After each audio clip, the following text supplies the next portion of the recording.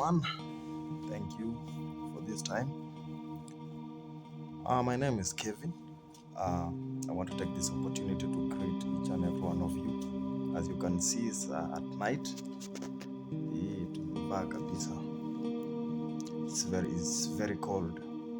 I want to take this opportunity to tell you, a child of God, that God is good and God is real. Sometimes we go through a lot of challenges. When we hustle, when we try to make something for our living, and it's good you, especially as young men, kindly wherever you are doing, chochote kile unafanya, include God. God is real. Even you go usiku as now, now is 3 a.m. in the morning. Work hard, include God, everything will be okay.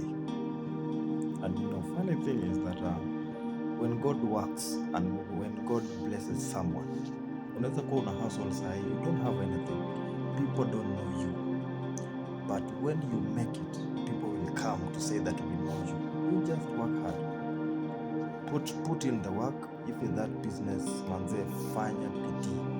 Kama ni hiyo kitu unafanya kuhusu biashara, fanya kabisa. Kama ni ukulima, fanya kabisa. Why? One day you will sit down and say, I did it and God helped me. God does not gather in vain. When you put on the work, God is ready to help. Hallelujah. Sisi tu ni vyombo vya kufanya kazi kwa nyumba ya Mungu, kwa hii maisha. So anything that we are doing ni baraka zetu tunajiwekea. Leo mambo inaweza kuwa ngumu, unapanda shuka za maisha. There is some difficulties, go through a lot. Sometimes you try as a young man. Sometimes unaweza jaribu, maybe unauza hata sweets, unaweza ikuji. Kuna challenges, there's some things you need, you don't get it. There's some places you go, you wish to go, you can't reach there. Why? Because you are broke, and being broke inaumiza moyo. So the only thing that will make us proud tomorrow is by working hard. Ukitaka ukue mtu wa maana kesho, fanya bidii leo.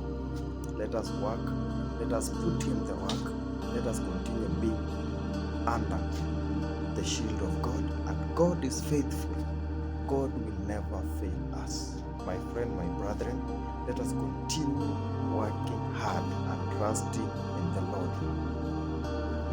I was thinking about what God did about Job. Job alichukuliwa everything, but God akambariki tena na everything. Sijui kama unaelewa. This is very deep.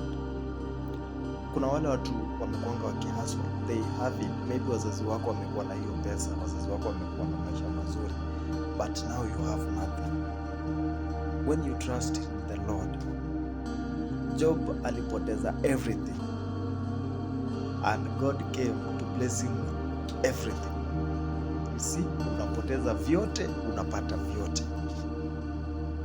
Now, this applies the same for us. Leo unaweza kuwa umepoteza kila kitu yenye umekuwa nayo, but trust me, when you trust in the Lord and continue working hard in wherever you are doing, keep on praying, keep on trusting in the Lord, keep on working hard, you will gain and get everything. Hallelujah. Let us learn from the book of Job.